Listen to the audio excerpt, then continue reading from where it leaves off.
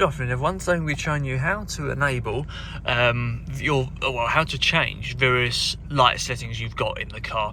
Now you might think, oh, this should be easy, I should go to settings on the center console and update it there. Unfortunately, you can't with that so much. There's a little bit of a snag there with that. So you have to actually use these via the instrument cluster in front of you as a driver. So to operate the instrument cluster, you can operate up and down between different sort of menus.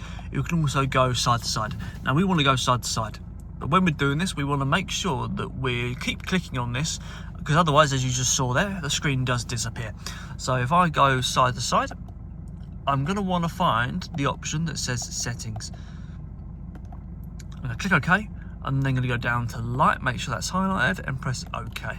So from here, I can adjust obviously my my daylights as well on the car. So, but when the engine's off, I can also change sort of intelligent lighting system if I wish to.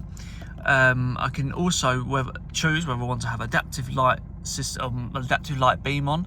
You can also adjust your settings for the internal light turn off settings. So if you want to change how long it takes to turn lights off inside, you can also adjust that here, as well as the sort of dip beams for a certain side of the traffic. So you've got light delay. You can also change whether you want your surrounds, or whether you want surround lighting on or not when you unlock the car. A whole different bunch of options you've got available there. I'm going to leave mine as they are. Go back. Unfortunately, you can't make these changes in the center console, but this is a very easy way to do it, and you operate it using the arrow buttons and OK. So there you go guys, that's how you do that. I hope you enjoyed that. I'll see you on the next video.